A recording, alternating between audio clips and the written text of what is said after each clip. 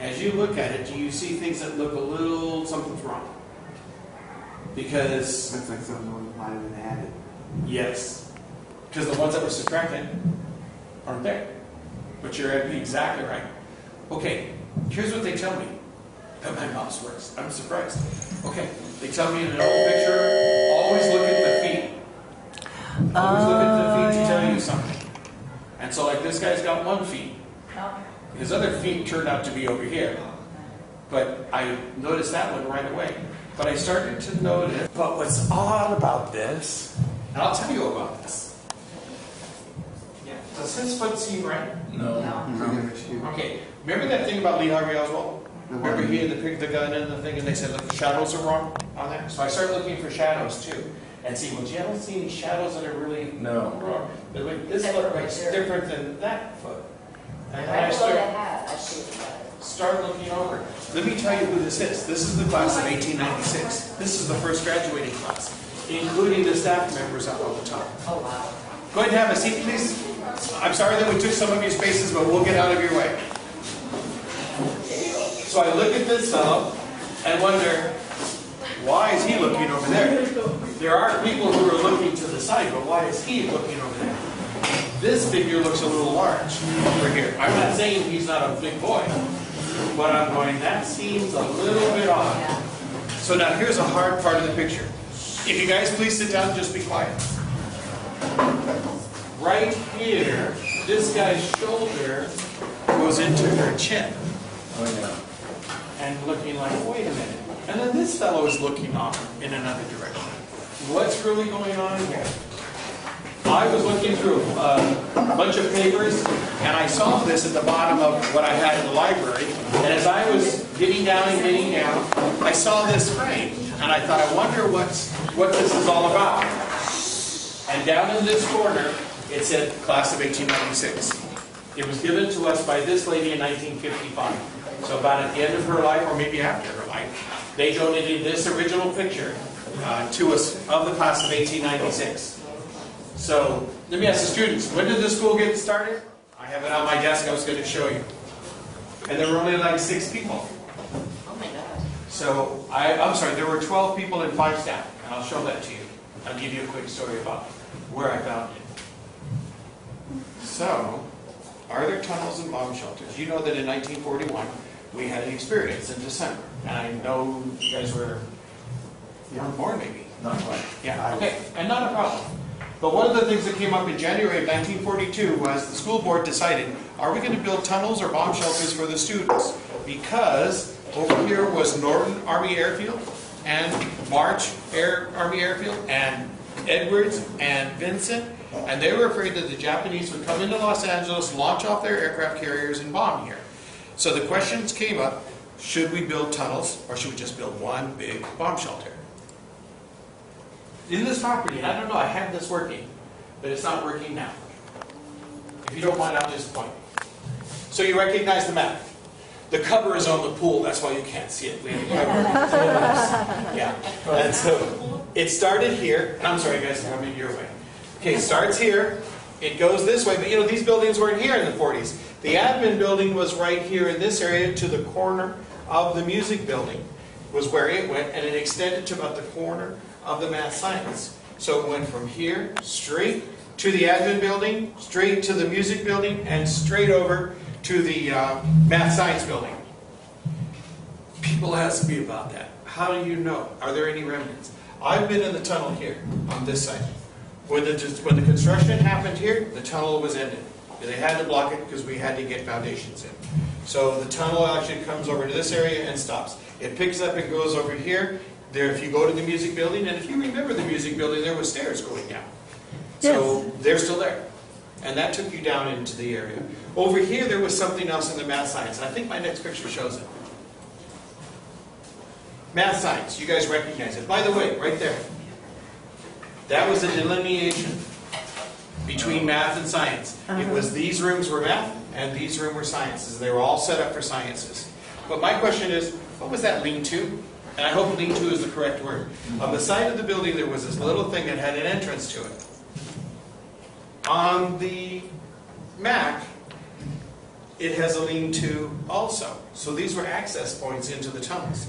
So when I came into the tunnel, it was here. I came in through here. It was really kind of cute. There's a little ghost story about the tunnels. Students, have you heard about tunnels? Yeah. Okay. No? Okay, well, let me just tell you just quickly one of my experiences when I found my way into the tunnel. Miss Ramirez, if you guys remember, her classroom was over here. Still is, but she's not. But it was right over here. But I came in the door by the ASB and I went into here. That you remember the showers. Remember there were showers on the south side and there were showers on the north side. So I walked through. It's now a storage area for us. I walked through and there was a wall here. And the door was closed. But I didn't have a key to let me in. So we came in a couple of times. I was there for a purpose. Who remembers Mr. Wurst? Mr. Wurst?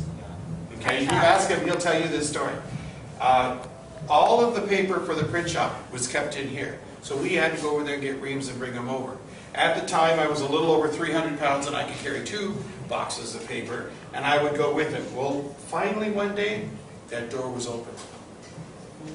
And we said, let's see what's beyond that door.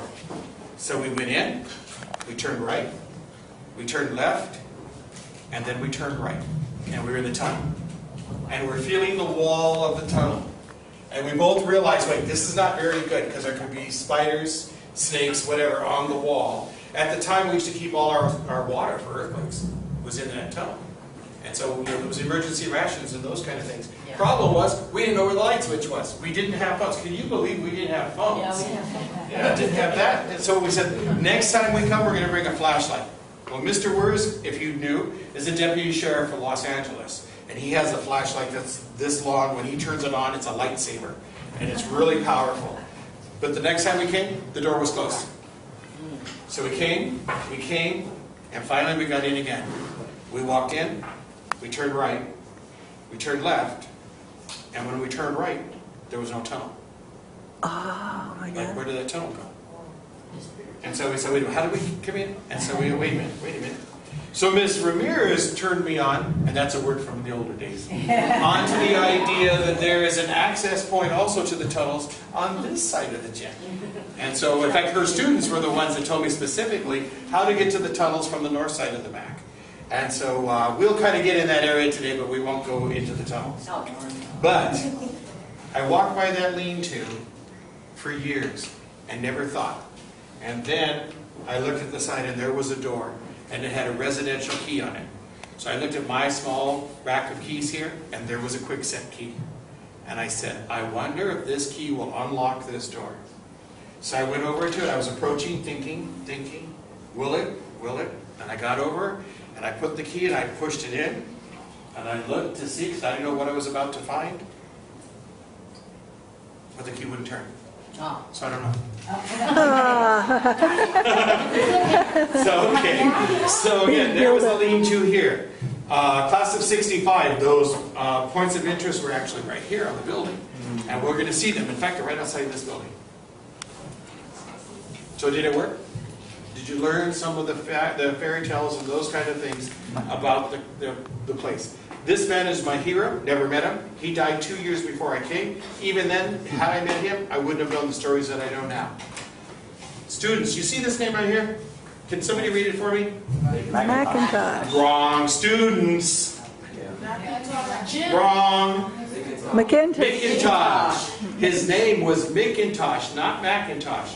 I'll tell you a quick story, but I want you to see him again. I think this is the greatest picture, and I'm going to be asking one of the classes to make this picture something that's going to go into the gym, so that you see who it was, the originator of the gym.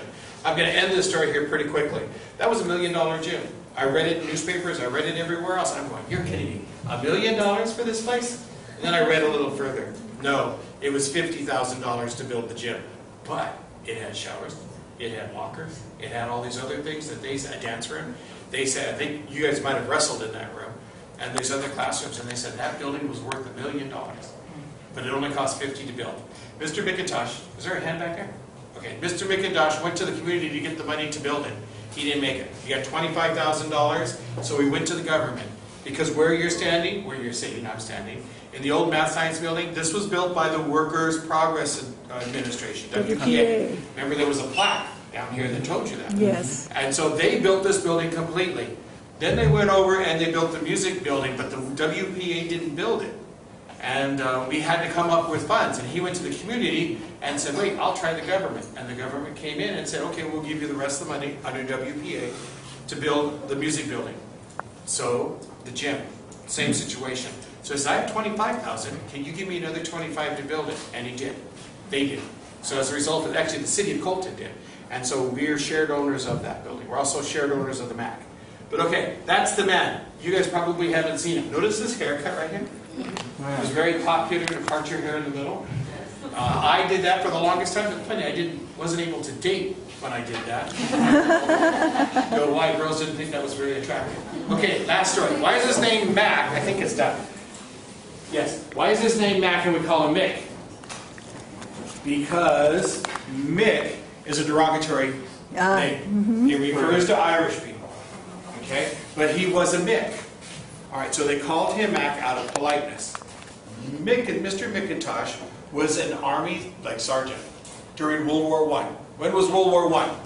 1917. How about you guys? Where are you guys at?